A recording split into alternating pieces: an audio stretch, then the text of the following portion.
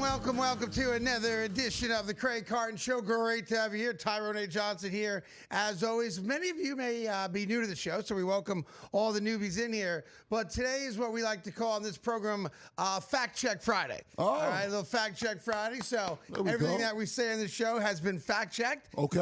It's not up for debate. It's just we deal in reality on this show. We deal in nothing but factoids on this show. We have opinions as well, and if you want to attack or question opinions, have at it. But when we present facts to you, we've done the research, we've done the time, we've done the work, so that you in your very busy day with your wives and husbands and kids and work, you ain't got to worry about facts because we got the facts, all right? Fact number one on this Fact Check Friday, the Dallas Cowboys are done. Their season ended last night in horrific fashion, giving up, I think for the third time this year, a 40-burger on defense. Just when we all bought into the notion that with Quinn Williams there and the return of a couple injured players, that all of a sudden the Dallas Cowboys were back. Well, it's not once, it's not twice, it ain't three times, it's 4 times. 4 times they've given up a 40-burger this year, and last night ended their season. Fact check that, my friends. Even if the Dallas Cowboys win out, they're not getting in. And because they lost last night, your Philadelphia Eagles, Monday night's game against the Chargers, well, obviously important. You want to figure out all your nonsense and get grooving into the final quarter of the season and obviously into the playoffs. The game doesn't mean anything anymore. And had the Cowboys won last night, then we would have seen the Eagles playing for the first time in about 2.5 years with actual pressure, real pressure on them late in a regular season to have to win a game. But let me go back to the Cowboys for a second, because it was kind of like a microcosm of everything that's been wrong with the Dallas Cowboys for a very, very long time. First off, thoughts and prayers out to CeeDee Lamb, who was on the brink of having a 200-plus yard receiving game, had 6 catches, a bucket a quarter, and then has the concussion on the deep ball, and obviously the offense changed in that moment. Number 2, the Cowboys have had a litany of great players who, for whatever reason, whether it's out of selfishness or ego or immaturity, decide that they're more important and they're bigger than the team. And you saw it last night with George Pickens. Now, George Pickens has had an amazing season statistically, right? Yep. Over 1,000 yards. He's a minimum of 60-plus yards prior to last night in every single game this year. He's a free agent. Cowboy fans fell in love with him. And the Cowboys are going to be in an interesting spot. You almost have to bring him back, because the combination of Pickens and Lamb is as good as any wide receiver duo in the NFL. And I think they're top 3 when it comes to just pure talent with your top 2 wide receivers, okay? Mm-hmm. That being said, you saw why Pittsburgh got rid of him last night, because there are games and series where George Pickens decides to take the night off. And I want to be very clear about this. He's an amazing wide receiver. He is a top 6 or 7 wide receiver. You want to go higher? I'm not going to argue with you. In the NFL today, the dude is dominant and has shown how good he can be and is in the NFL. But you can't take plays off, man. Like the Dallas Cowboys season was on the line last night, and George Pickens decided he was disinterested in playing football last night. And it's right there for everybody to see. Like, if you're a left guard, you can hide taking a play off. Yeah. You can. Maybe you just got beat, right? Right. But when you're a wide receiver and you don't come back for a ball, you don't make any attempt to catch the ball at all on the deep pass down 44-30 with just over 2 minutes to go, maybe you catch that ball, maybe you score the touchdown. A lot of maybes here, but now it's a 1-score game. Who knows what happens? And you looked up and were like, yeah, the ball's right there. No interest in catching it. And it drives you crazy, because on the open market, based on talent alone, George Pickens is getting $100 million guaranteed and about $40 million a year. Yep. Like, he's that good. But then you watch a game like last night, and I'm saying to myself, if Jerry Jones said goodbye to Micah Parsons, a guy that's got a motor that doesn't quit, who's one of the best defensive players in football for whatever the ultimate reason really was, Jerry Jones is not giving George Pickens $40 million a year or $90 to $110 million guaranteed. You can't. Because you can't. You can't. Now, there'll be a sucker that does. There will be a team that says, man, imagine if we had George Pickens here, because he is that good. But I'm just telling you now, buyer beware. Because as great as George Pickens' year has been statistically, and I'm not saying he's the root cause of last night's loss, their defense obviously is. Turnovers played a role in that as well. Yeah. But man, it's so obvious that you didn't give a damn last night. Yeah, I mean, I hate that. I do. And if you're the quarterback, you've been trusting him all year. Yeah. And you couldn't trust him yesterday. He wouldn't run the slant route for whatever reason. And he wouldn't play the ball for whatever reason. And then when you do throw him the deep ball, and to be fair, he had the cornerback beat. The safety comes over. Would have been a tough catch anyway.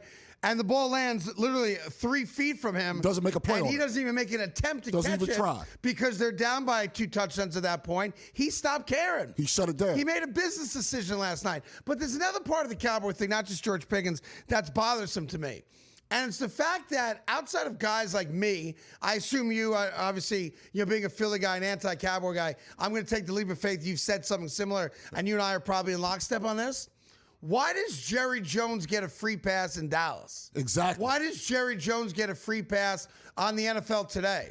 Why does Jerry Jones get a free pass on the Fox pregame show? Why does Jerry Jones get a free pass from every major influential voice in the NFL, the NFL Network included? And I'm trying to figure that out. I come from New York. Tyrone comes from Philly, where we suffer no fools. And if we have an owner that's not getting the job done, we do our best to get that guy to sell the team. And we've successfully done that over the course of our careers and lifetimes. Yes. Not often, but we've made it happen, right?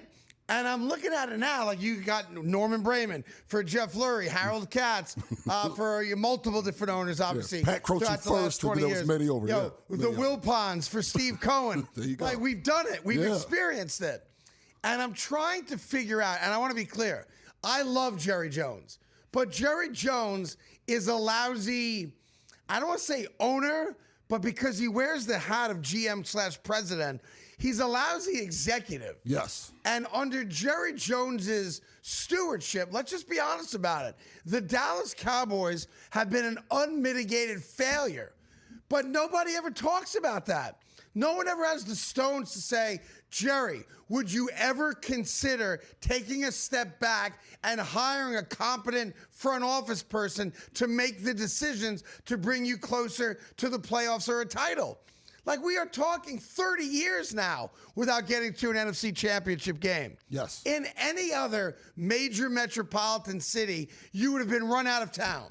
You would be the least popular guy in that city. New York, Philly, Chicago, Boston, LA, et cetera, et cetera, et cetera. But for some reason, the oil salesman charm, which he still has, and it's great, and I love it, has fooled people into I guess, convincing people that he's actually a lot better than he is. So let me say this officially.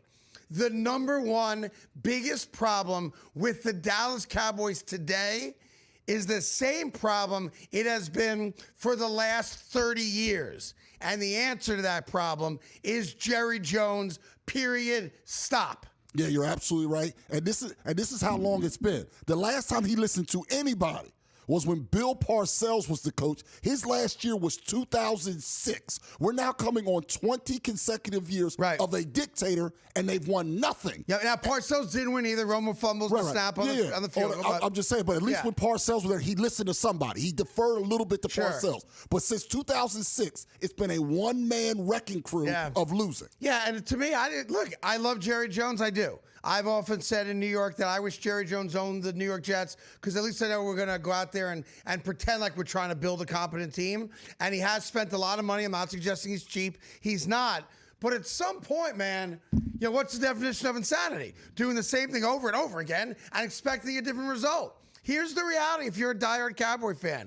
As long as Jerry Jones will not give up the reins of pro personnel decisions and the draft, the Dallas Cowboys will never win a Super Bowl. They don't even make the playoffs this year, let alone winning a Super Bowl.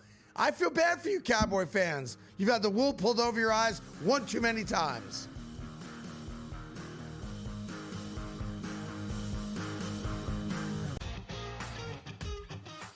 Nobody bats 300 anymore because the value of hitting a fly ball, which could eventually become a home run, is so much more valuable. It's when the shift in the NBA went from 2-pointers to 3-pointers. Well, if I can make 40% of my threes, I'm just going to jack threes all over the place. There's more value in that.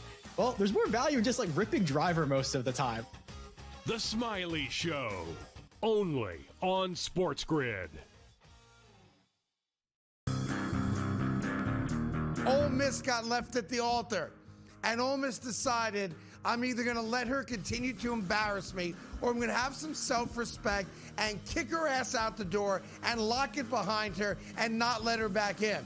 And that, for me, is the right thing to do. Lane Kiffin had the right to leave. Yep. He chose to leave. I wish you the best of luck. Not really. The Craig Carton Show, only on SportsGrid.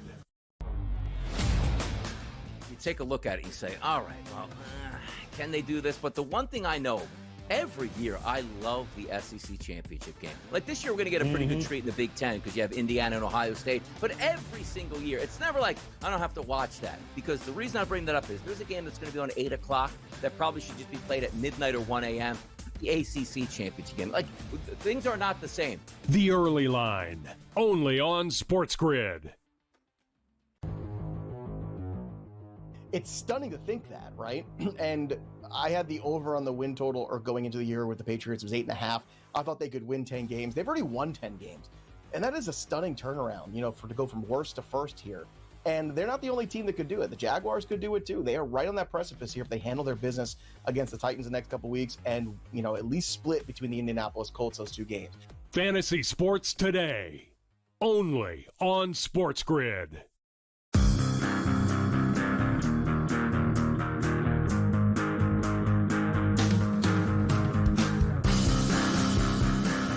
Nah, I'm not Go Craigie anything. Sorry, we're having an argument. Like I asked the guys, Packers-Bears is a huge game on Sunday. It is. 4:25 on Fox, right? Packers sitting there at 8-3-1. Bears first place right now and number one seed in the playoffs if it ended today at 9-3. And I was just wondering because I saw Mike had talked about how the cold weather was not going to be an issue for him. Obviously, he hasn't played a ton of cold weather games like this. So I said to the guys, well, what's the temperature supposed to be in Green Bay? And I got two answers. I got one answer. It's going to be 17 degrees, but it's going to feel like 2. Yeah. Well, then it's 2. Like, if it feels like 2 degrees, it's 2 degrees. That's why the whole wind chill thing always bothered me. Like, if it's 30 degrees, but with the wind chill, it feels like 10, then it's 10, right? If I'm outside and it feels like 10 degrees, it's 10 degrees. So in any event, right? So the game, that's not Green Bay, Chicago, and I guess no impact on Chicago. They're a cold weather city as well. Yeah, they're used to cold. But if it feels like 2 degrees, it's 2 degrees. But what do you do if it's 33 degrees? So go ahead. If it's 33 degrees, okay, and it feels like 33, but it feels like 15. Then it's 15. No, it's not, because if water was to fall from the sky, it'd be rain, not snow. No. That's why it matters. The feels like it's the temperature humid. is what it feels like. Let me ask you a question. Yeah. All right. Yeah. Which one of us, and I include the morons downstairs, of the 8 of us, right? Which one of us is employed by Fox Weather?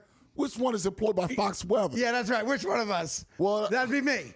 All right. I'm the guy that goes on Fox Weather to talk about the weather's impact on football games in college and pro, and they love me at Fox Weather. Yeah, but they tell you the weather, and then you interpret it. You're not a meteorologist. Like, you up here acting like you on the weather board. By the way, the computers tell every person what the weather is. You think those people actually do anything? Those people are what program the computer, Craig. I don't know about that. Shout out to my friends over at Fox Weather. I love them, Craig. Hear it? I love them, but it ain't like you. I just want to say this. I appreciate the fact they went to school for it. Yeah. But anybody could do it. Just anybody can do it. Yeah, I type it into ChatGPT. Like, what's today's weather? It just always bothers me when they're like, it's 30 degrees, but it feels like 8. Then it's 8. In any event, we'll get to that game later on, but it's a huge game. It is. Chicago, Green Bay, at Green Bay, Lambeau Field, which is what we love about football, right? It's old school football. 2 degrees. 2 degrees at kickoff is what I'm being told. 2. 1, 2. Well, that's the feels like. Yeah. Be 17 around kickoff. 17 around kickoff. It's gonna be where I come from. It's gonna be 2 degrees. I'll tell you that. That's cold. But By the way, I should tell you this right now. Yeah. That tonight is a very, very important night for me. Oh, yeah? Why? And for a lot of people who are like me. Now, I'm a much more spiritual person than specifically religious person, but I'm Jewish. I was bar mitzvahed and the whole bit, okay? Yes. And tonight, for my people, right? Those of us that escaped Egypt and the Pharaoh, my people, and lived off 1 day of oil for 8 days. You may have heard the story. That's coming up soon. You may have heard. It's coming up soon. You may have heard the story. I of have Hanukkah. heard that You may have story. heard the story. Okay. Yes. My people tonight have our biggest sporting event in maybe ever. Maybe ever. All right. And now let me walk you through why. Okay. North Texas plays Tulane tonight. Yes. In a championship game for the American Conference. That is correct. And because of how things work and the rules of, the 12-team playoff, the winner of tonight's game between North Texas, a team I can't name a single player on, and Tulane, prior to this year, I could not tell you a single player on the big green wave either. So I want to be very honest with the audience about it. I have not watched a single game either team has played this entire year. Okay. All right? But tonight, I'm all in. Because the starting quarterback for Tulane is a kid named Jake Retzlaff. Now, you may know of Jake Retzlaff from a year ago when, as a Jewish player, he was the starting quarterback at BYU. They actually gave him the nickname BY Jew when he was there. They had signs and stuff. Yep, that is correct. And he actually had an endorsement deal last year with a wine that many Jewish people drink on high holy days called Manischewitz. It's basically like Mad Dog 2020. All right? It ain't a great wine. It's just a sweet wine. All right? It's like Night Train. All right? Which I've tasted all of them, right? Because I used to be broke. All right? So here's the deal. Jake Retzlaff tonight is the starting quarterback for the 10-2 Tulane Big Green Wave, right? Green Wave, yeah. All right. If Tulane wins the game tonight, they get into the playoff. Guaranteed, yep. Jake Retzlaff, in the history of mankind, would become the first ever Jewish quarterback to lead a team into a BCS / postseason tournament in college football history. Right. Which is huge. Now look, the greatest Jewish quarterback of all time is one of my favorite quarterbacks because he's a Brooklyn kid who played at Columbia and is the greatest quarterback in Bears history to this day, a guy named Sid Luckman. Okay. Sid Luckman is the greatest quarterback in Bears history, went to Columbia, dad was a mobster, all crazy background story. I read a book about him. I'll give it to you for some Christmas reading, okay? All right. So he's kind of like our Jackie Robinson, okay. To be fair. Like first notable Jewish man to make it into the NFL. Obviously, Jackie broke the color barrier in Major League Baseball. But Jake Retzlaff has an opportunity to do something that's never been done for the Jewish people. And that is lead a college football team into the tournament with a chance to win a national title. So I got to get behind that kid. You have no choice. I'm a Tulane fan tonight. You know what? Yeah, get on. And in solidarity, Please do it. I'm rooting for Tulane tonight Good. as well. We have more in common than we don't. That's absolutely for all my Jewish friends out there. Yeah. I want Tulane to win the game as well. Now, the game's at 8 o'clock tonight. 8 o'clock tonight. I don't know what network it's on, but I'll find it. I'll find it. I'm assuming it's ESPN, I'm imagining, or Fox Sports 1 or something. But if you're Jewish, with all that our people have been through, especially this year, that's not been an easy year for the Jews, all right? We are all locked in solidarity watching Tulane tonight to see if Jake Retzlaff can do something that no Jewish football player, quarterback, has ever done before. I'm all in for it. Even bigger, the game's on ABC tonight. ABC! Biggest stage you could do. That's what I'm talking biggest about. stage possible for this game. I have no other rooting interest in this game. I don't wager. I don't know the point spread in this game. I can't name another kid on either team. I don't know the mascot of North Texas. I don't care what it is. I'm all about Tulane tonight. My people need a win. Yes. Just so people know, the coach of Tulane will be Florida's coach next season, John Summerall. So if you don't know the player, he's a very good coach. Well, we should probably get rid of him, leaving the Jewish quarterback behind. Well, he's graduating. Oh, it's okay, all right. great. It's all good. Yeah, I'm all about it tonight. Let's go Tulane.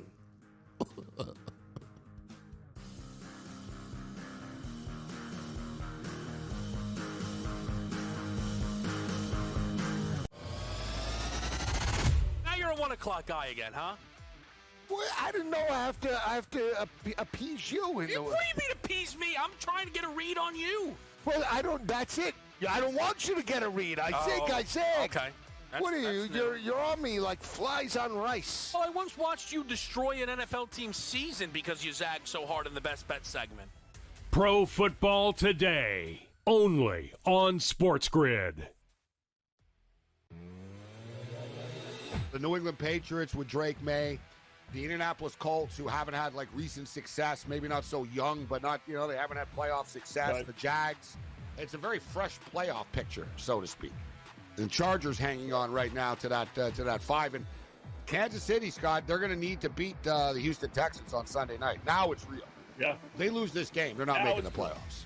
In-game live, only on SportsGrid. Ole Miss got left at the altar, and Ole Miss decided, I'm either going to let her continue to embarrass me, or I'm going to have some self-respect and kick her ass out the door and lock it behind her and not let her back in. And that, for me, is the right thing to do. Lane Kiffin had the right to leave. Yep. He chose to leave. I wish you the best of luck. Not really. The Craig Carton Show, only on SportsGrid.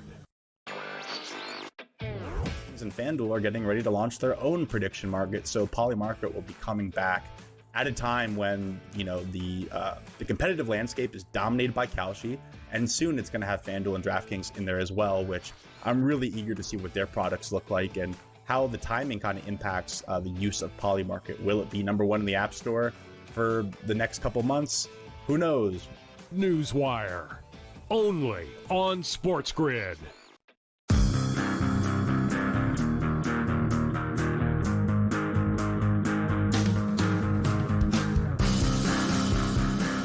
Hi, welcome back to the Craig Carton Show. A little podcast update for you, a little podcast exclusive. Former Bear, former Niner, Anthony Spice Adams joined us for a fun conversation, and we're going to put it out there as a podcast exclusive, I think right now or later today, but it'll be up there. Very funny guy, very entertaining. He was. And it drops tomorrow. Drops tomorrow. Exciting. Yeah, most top podcasts drop on Saturdays. Said nobody ever. I'm just saying. Well, if we're going to make fun of other people, we've got to make fun of ourselves. That's fair enough. Here's a little clip, though, of what you want to hear from Spice Adams as he joined us yesterday. Go ahead. Greg, look at this. So you go to redbaron.com. You go to redbaron.com/humble pie between now and December 15th. And you can have yourself a humble you pie. put that glove on like you were at a Diddy party.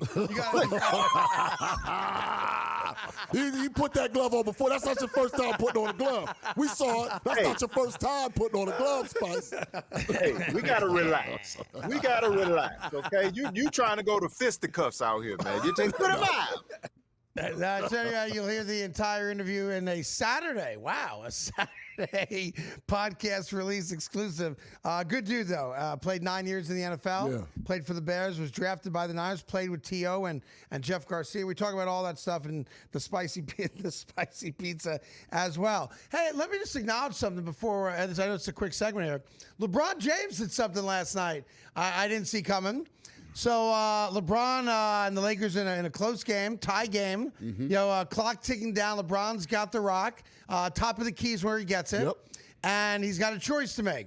Take the hero ball it, take the last shot, win the game, or miss the shot, go to overtime. Yeah. Or you'll pass the rock and hope that a teammate can knock down a game winner. But the situation was interesting because LeBron James, all that talk from a couple days ago, when he selfishly got his 10 points to keep that 1,200-plus game streak alive of consecutive games with 10 points or more, LeBron clearly heard the criticisms. There's no doubt in my mind.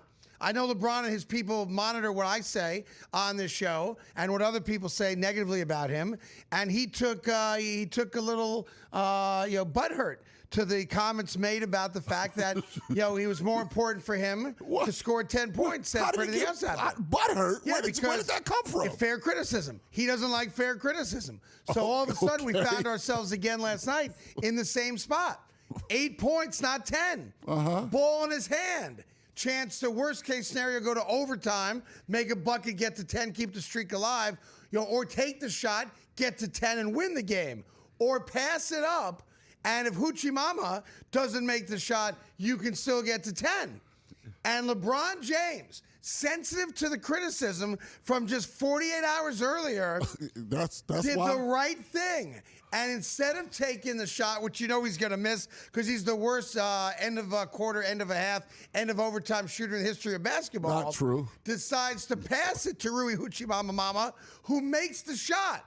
And when he makes the shot at the buzzer, Lakers win. Yeah. And LeBron's streak, bang, comes to an end.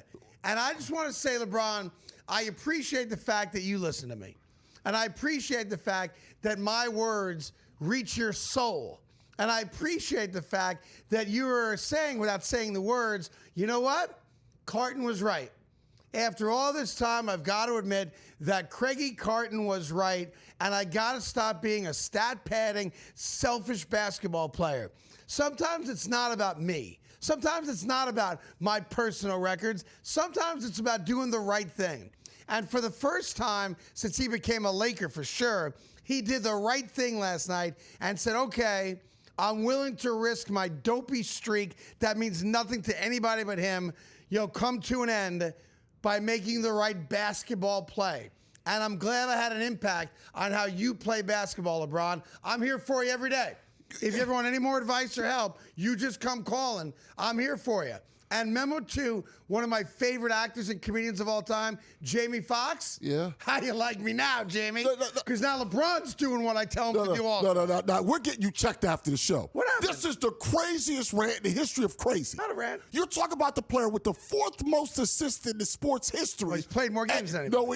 The fourth most assists, ever. Stat pattern. And you're acting like this is the first time he's made the right basketball play. He's rare. only made the right basketball play. He got ripped for making the right basketball play. Now you're ripping him for making the best to take credit. Yeah. The hate that comes from you. It's not hate. It's hate. No, it's pure hate. He's a great basketball It goes player. beyond hate. You are. But hold on. Don't you think it's interesting that 48 hours after I attacked him for being selfish, he wrong heard it and too. decided, you know were what? wrong then too. Craig's right. I should probably not be selfish. Say that. No. Now listen, criticism's fair, but you are a Jedi level hater when it comes to LeBron. Jedi level. There is no higher level, okay, of hate than Jedi level, okay? I'll take it. You hate him. And he made the right basketball play. I get it. He deserves credit, not backhanded credit. Lakers get the win. LeBron made the right move, and I'm responsible for it. That's just my lot in life. Heavy is the head that wears the crown, Tyrone. More on this coming up.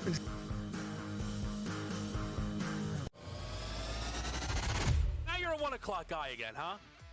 Well, I didn't know I have to appease you. What do you mean appease me? I'm trying to get a read on you. Well, I don't. That's it. I don't want you to get a read. I said. Okay. What are you? You're on me like flies on rice. Well, I once watched you destroy an NFL team's season because you zagged so hard in the best bet segment. Pro Football Today, only on SportsGrid.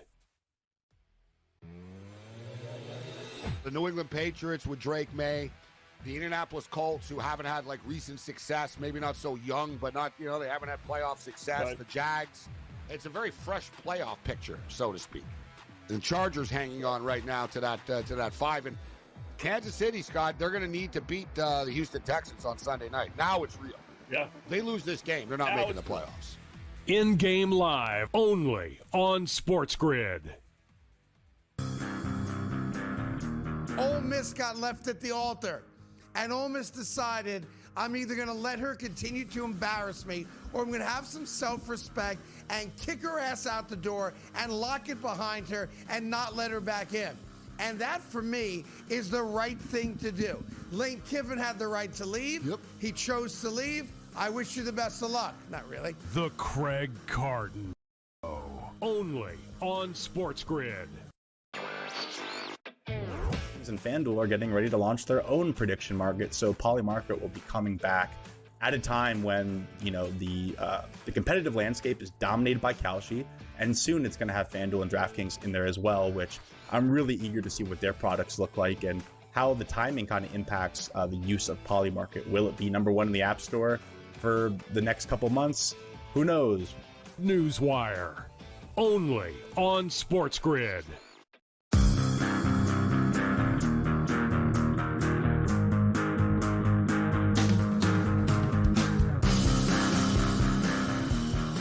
All right, welcome back to the Craig Carton Show. Tyrone Johnson here as well. Lakers did win last night, and it was just interesting. That's why I finished the thought on it.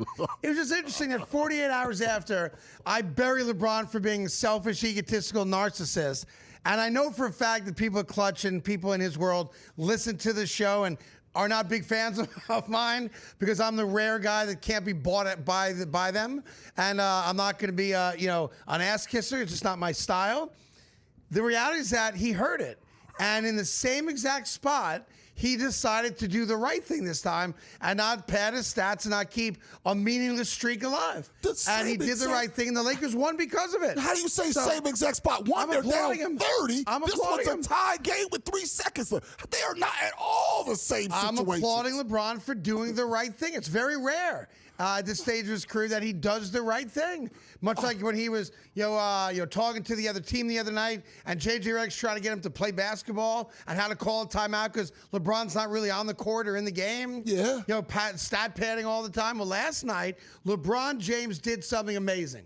He deferred to somebody else, and Hoochie Mama made the shot and rewarded his generosity by making that little corner shot. How long has your career been? 34 years or so. So you're aware that for 20 plus of them, you've been on video as well, right? Yes, I am. Very handsome. There is, I didn't say that, but whatever. Hey, you're not ugly. You're not ugly. I know you love it. You're not ugly. But I'll say this.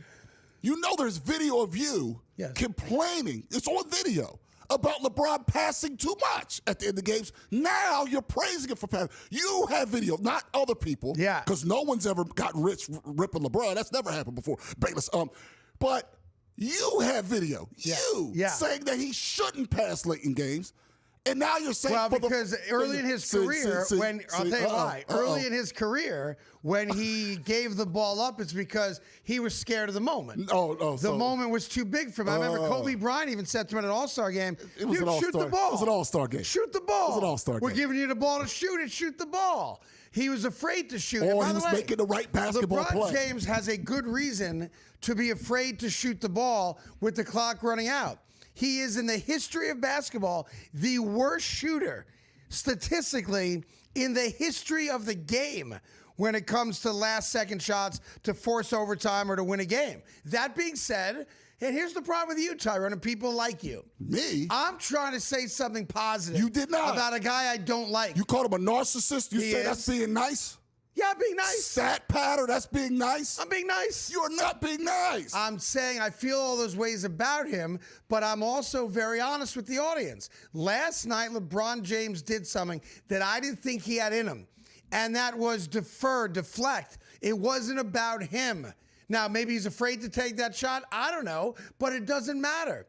LeBron James made what turned out to be the right basketball play because Hoochie Mama makes the shot to win the game. Mm-hmm. And in doing so, he ended a streak that you know is important to him because of what he did 2 nights earlier in a 25-point blowout, staying in the game with 6 minutes to go and shooting until he got to 10 and then taking himself out.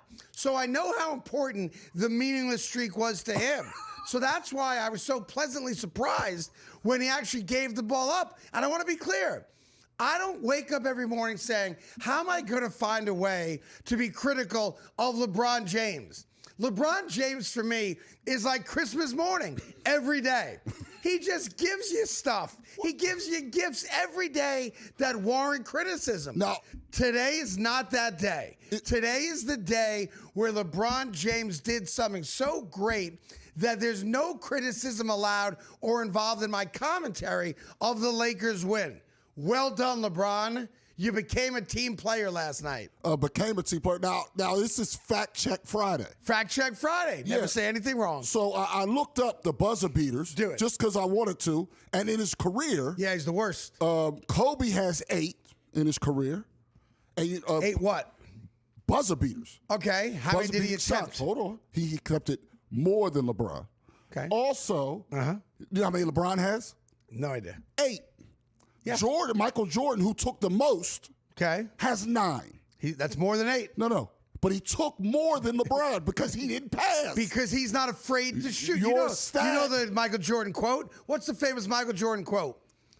What it was if you miss whatever. Keep on shooting. Yeah, you keep on shooting. That's you miss 100% of the shots. You miss 100% of the shots you don't take. By the way, young man, that also applies when you're talking to the ladies. Yeah, that's All right. You Keep shooting your shot. Keep shooting your shot. Now I'm just saying You that can't say no if you don't ask. That's right. All right, and then you just no, and remember, maybe's better than no. Go ahead. And yes is better than maybe. But regardless of all that, what you're saying is blasphemous. This hatred of LeBron. It's generational. blasphemous. You're a LeBron guy. I'm a Jordan guy. I'm actually not a LeBron guy. I'm trying to be Fact Check Friday guy. Fact Check Friday. And he's playing at a high level still, making the right basketball play as he has for over 20 years. In the last 5 years, there's nobody worse at buzzer beater shots than LeBron James. Last 5 years? Yeah. You mean at 37 and up? Is he playing?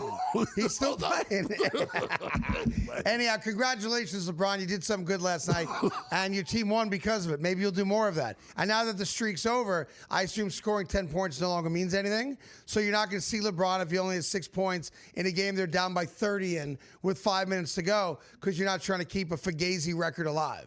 And let's be honest, it's a Fugazi record. It's not. Nobody has ever kept that record or even worried about that record until LeBron called his friends in the media that are on his payroll and told them, make sure you remind everybody that I've gone 1,280 games in a row with 10 points or more, which, by the way, is a stat nobody has ever followed, nobody has ever kept, nobody's ever cared about until he told people to start caring about it. Fact check once again. Do it. With Michael Jordan streak, who has a second See, you guys have a problem with Michael Jordan? Hold on. Ended with the Wizards. It was the lead story on SportsCenter. Not from Michael Jordan, it wasn't. It was from Sports. You Not said from nobody Mike. kept track. And this is what LeBron fans do. I'm not a when LeBron you fan. criticize LeBron, the immediate knee-jerk reaction is, well, you know what Michael Jordan did? No. I didn't say the name Jordan. No. What I'm saying is, I'm talking about how people covered it. It was covered. When Jordan finally didn't score 10 points, when he was an old man playing with the Wizards, it was the lead story on SportsCenter, which was a big deal at the time. This is not a made-up stat. It's a made-up stat. Then why they keep track of it for Jordan? They didn't. They did. Some and you know who had the third longest streak? Wilt Chamberlain.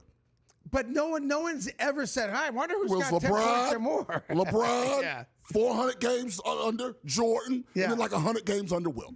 Great. Well, the streak's over now, so I guess the ass kissers in the media can no longer, keep perpetuating a stat that no fan has ever thought about, cared about, or I've never heard a kid in the playground go, I hope I can get 10 points today, just like my hero LeBron. Well, like, of no one course, says that. because 10 points is losers, though. Nobody says that. Meanwhile, this is a huge weekend. Not just in college football, y'all championship games. Some of them are irrelevant, still great games, though, like Ohio State, Indiana, has no impact on either one of them getting in to the tournament. But what a great game and seeing that should be. Undefeated. Only 2 undefeated teams left. Yeah, Big number Ten 1 versus championships, number 2. 1 versus 2. Yeah. That is the game of the month. I don't care what anyone has to say. But it has no real meaning outside of one team's going to end the season undefeated and the team to beat in the playoff. The other one's going to try to figure out how to get back to see that team again in what should be the championship game. Obviously, you got my Jewish quarterback going tonight. But the NFL, there's 3 or 4 games on the card on Sunday and night and Monday as well that are huge, that are significant. One of the games, I will get to the big ones in a second. There's one team, though, that I find fascinating, Tyrone, that people are talking about as if they're going to make the playoffs. And I can't quite figure out why that is. The Cincinnati Bengals stink. Watch them. The Cincinnati Bengals are 4-8. Yeah. I want to get that clear. They are 4-8. The notion that the Bengals run the table, and after this week's game, I guess the schedule gets pretty easy. No, next 2 games are tough. Okay. But they have the Bills this weekend. And then the Ravens. If they lose this weekend, it's totally a wrap. Of course. But I think it's a wrap already anyway. Because at 9-8, which is the best the Bengals could be, and that would mean that they win out. Yep. I don't think they're going to win out, but I'll play the game. What if they do win out? The Ravens and Steelers still play each other twice, right? Including this weekend, all right? Yep. So by default, even if they split, they get to 7 losses. Yep. All right? They would both have to lose every other game on their schedule for the Bengals to have a chance to get in as division winners. It's a non-starter, folks. The Bengals season is over.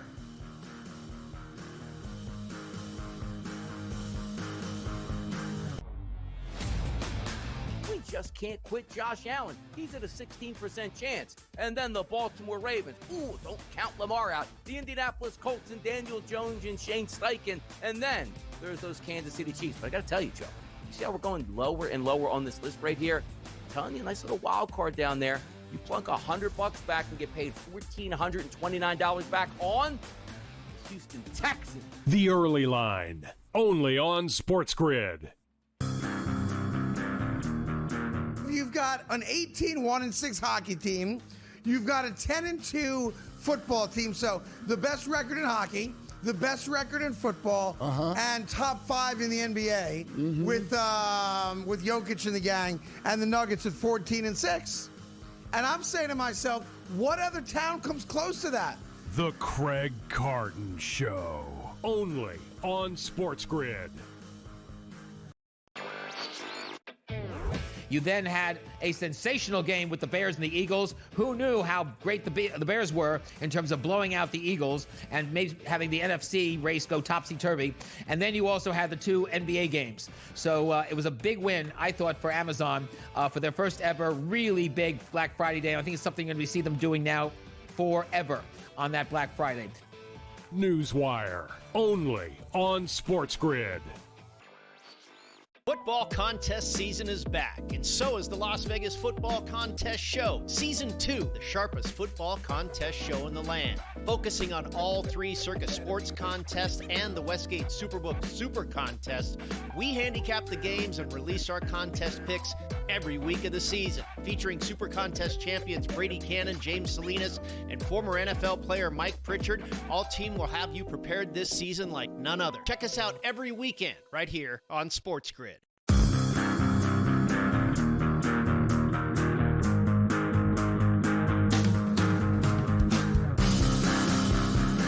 All right, welcome back to the Craig Carton Show. Huge football weekend.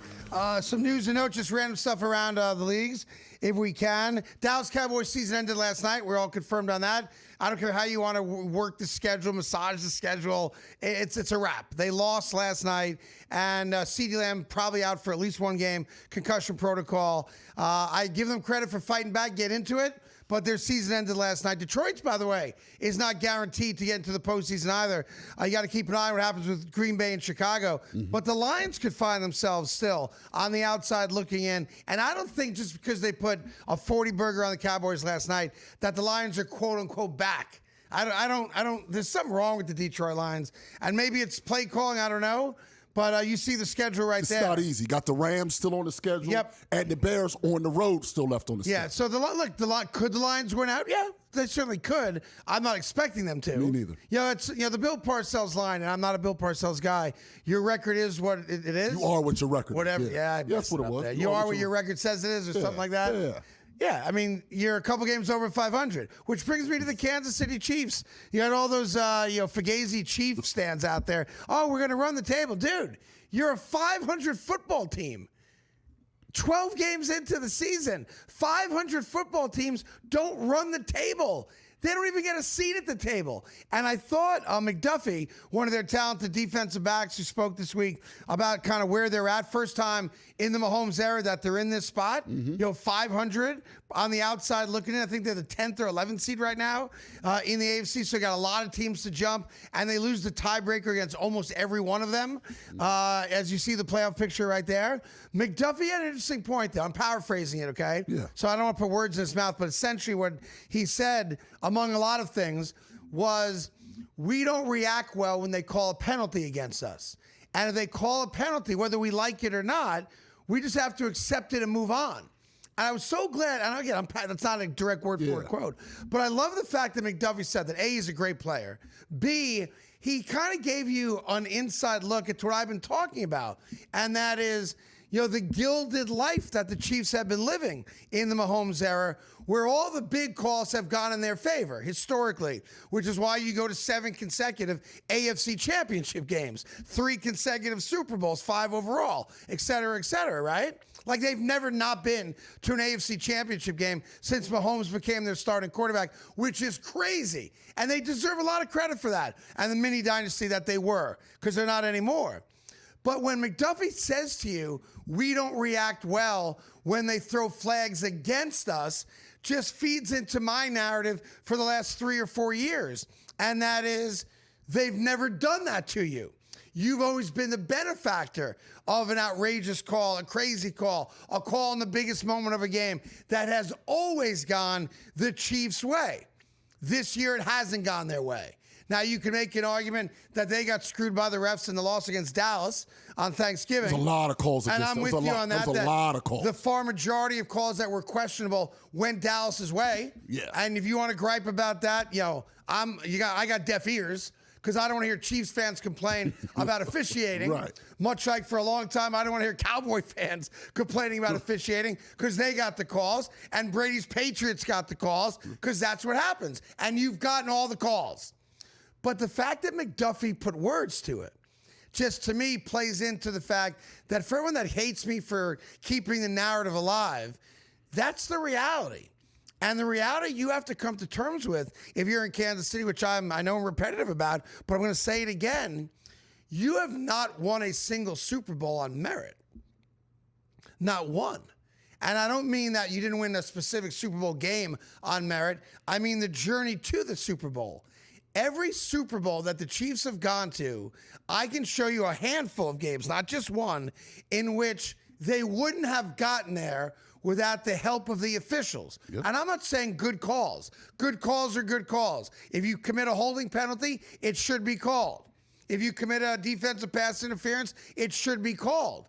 But there have been so many ghost penalties called that have benefited the Kansas City Chiefs. And now McDuffie's telling you they don't know what to do when that happens. They're completely unprepared for the referees calling a game evenly or in the other team's favor. And I love it. And the fact that McDuffie's acknowledging it, if you're a diehard Chiefs fan, now you got nothing left to say. Because one of your best players is telling you we are immature and unprepared when we don't get the calls in our favor. So this little mini dynasty of yours, it's built up on a house of cards. It's built up on bad officiating. Is Mahomes great? Yes, he is. Is Kelsey a Hall of Famer? Yes, he is. Is Andy Reid one of the great coaches of the modern era of football? Yes, he is. But they still needed help from the Zebras to win at the level they've won. And when the full story is told about the Kansas City Chiefs in the Mahomes-Reid era, it is going to be told with an asterisk like Roger Maris's home run. Because did they win? Yes, they did. But they won by having an unfair advantage of the referees being a part of every win. And now that they're not getting the calls, isn't it interesting that they only have one win in a single score game? Mm-hmm. Last year, they won 12 games that were decided by a touchdown or less. And they got all the calls. All the calls. This year, suddenly they're not getting the calls. And I believe they're 1-5 in one-score games. They are so far. Why do you think that is? Why aren't they good enough to win one-score games this year? Because the refs are not bailing them out. Period. Stop. Yes, and does this also apply to any other dynasty? I just want to ask very quickly before the break, because I still believe the Patriots never go on that run without that stupid tuck rule. The Raiders should have been in the Super Bowl that year, and if that against the Rams, and then it never starts. But because they got the ball rolling via the referees, that increased their cheating, and it led to most of Tom Brady's winning as well. I can't speak to the other Super Bowls, but that one, the Raiders got screwed on. The only issue with that is New England wasn't yet, the most popular flavor in town. Not yet. Like Tom Brady wasn't Tom Brady yet. Yeah. Bill Belichick wasn't Bill Belichick yet. So the referees made that horrendous call that screwed the Raiders 100%, but not because at that time the Patriots were getting the benefit of bad officiating. That led to the start of it, but that wasn't like, we got to do right by New England. And that's what Kansas City has lived on for the better part of the last decade. So in any event, Kansas City, tough game against the Texans. Kansas City's at home, favored by 3.5. If they don't get the calls, the Texans will shut them out. I'm all about Houston this week.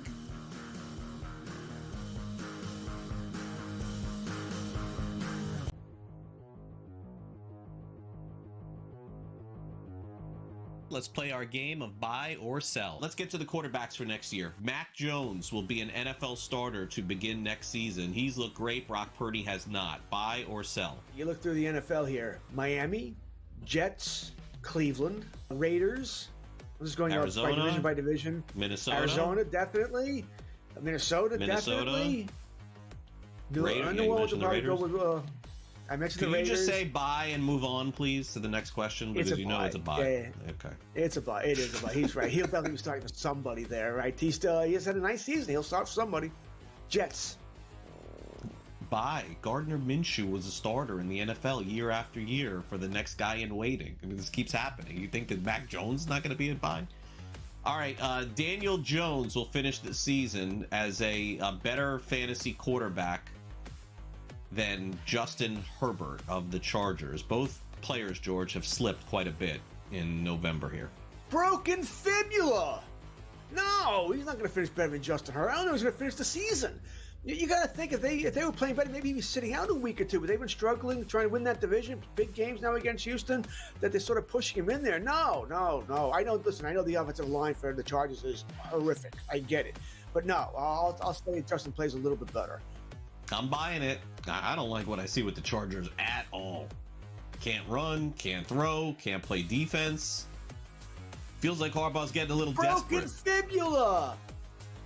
It's not a tibula. It's a fibula. It's okay. It's okay. Oh, fine. I don't know that to be true. Okay. It just sounded good.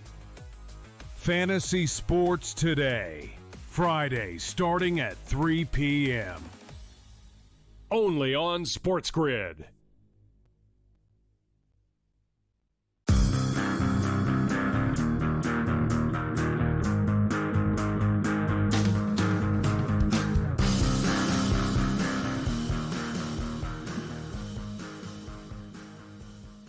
All right, welcome back to the Craig Carton Show. Tyrone's got his picks coming up here in just a second. Look, you have tons of college football this weekend. It's going to be freezing in the Northeast. Good day to just make a roaring fire, grab some Grand Marnier and your best gal, and to sit on the couch and make private wagers with her as to what's going to happen in the game. And don't leave the house. That's one of those types of weekends. Just try to make sure I didn't leave out any of the big football games from this weekend. Colts-Jaguars, huge game. Huge game. Hard to get excited, though. Colts are going in the wrong direction. I don't really like watching the Jaguars play. No Travis Hunter, of course, with the season-ending injury. But that's a huge game, obviously. Chiefs-Texans, huge game. I'm all about Houston, that great defense, going into Arrowhead and effectively ending the Chiefs season for real.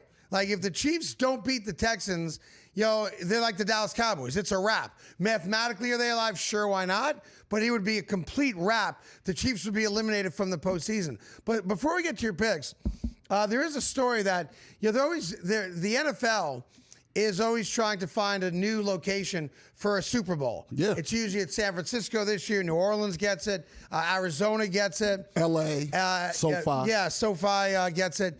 And there's a peninsula that has apparently offered the NFL $1 billion. $1 billion. $1 billion a year to be the only home of the Super Bowl moving forward. That would be interesting. And they put out a map of what the peninsula looks like. I don't know if you want to take a look at it. I want to see it. There it is right there. That's why you called it that.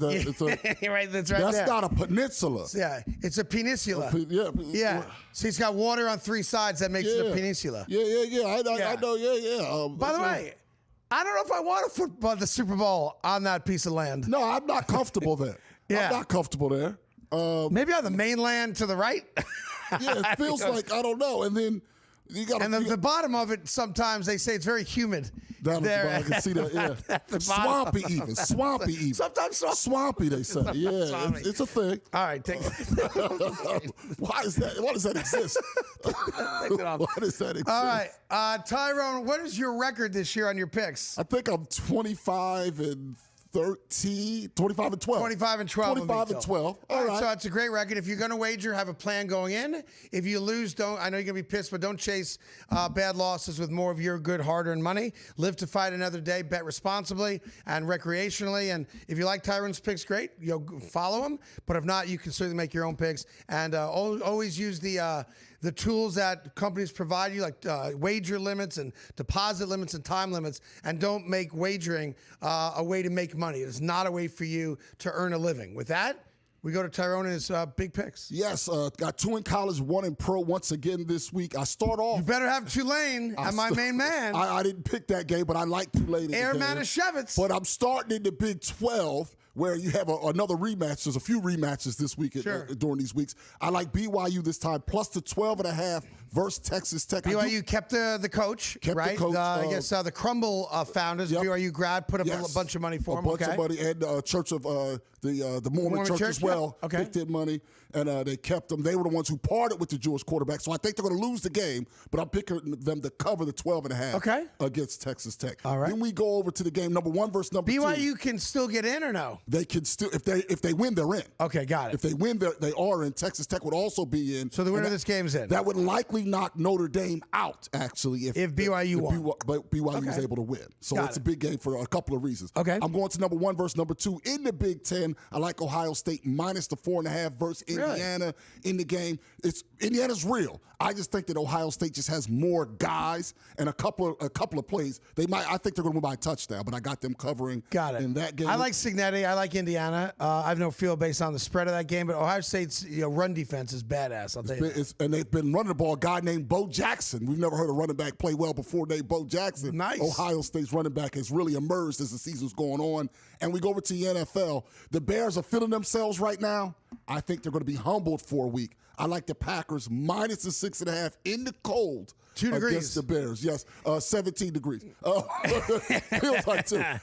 I do. I like the Packers minus 6.5 versus the Bears to win the game. Yeah, the spread's a little weird on that, considering that the Bears are the number 1 seed right now. The Bears came off the huge win Friday against Philly. This would normally be the tiny game where you look at from a handicapping standpoint and say it's a letdown game because of the big win on the road against Philly.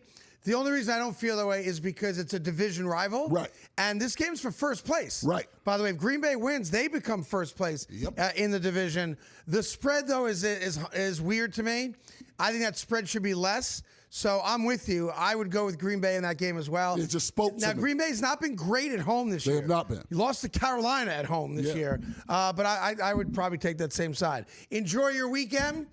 Make sure you check all our social channels out. That exclusive podcast interview with Spice Adams will drop tomorrow as well. You don't want to miss that. It's awesome. It's fun. And we'll be back here Monday with the results of all the football. Have a blessed weekend, and let's go Tulane.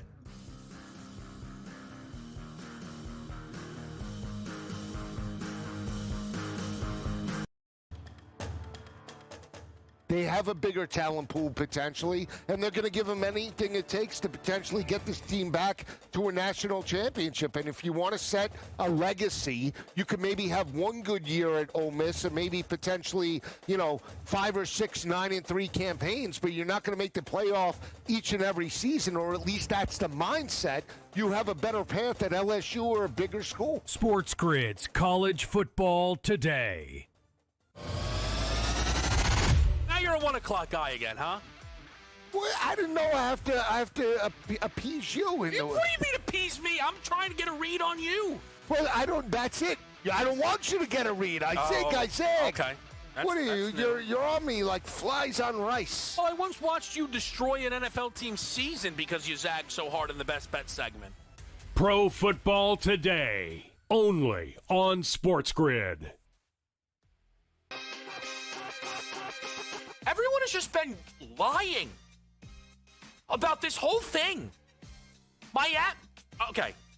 Of the top 15 teams in the country, there are 4 total losses to unranked football teams. Miami has half of them. Game time decisions, only on SportsGrid. Florida was thought to get Lane Kiffin, but they go and turn to Tulane head coach John Summerall. This is a solid hire, coach. He's a tough-minded coach. I thought he would be a perfect fit at Auburn, just knowing he's from Alabama. But I think Florida got an outstanding coach. He will be a tough nut that knows how to win football games. The Bowden Blitz, only on SportsGrid.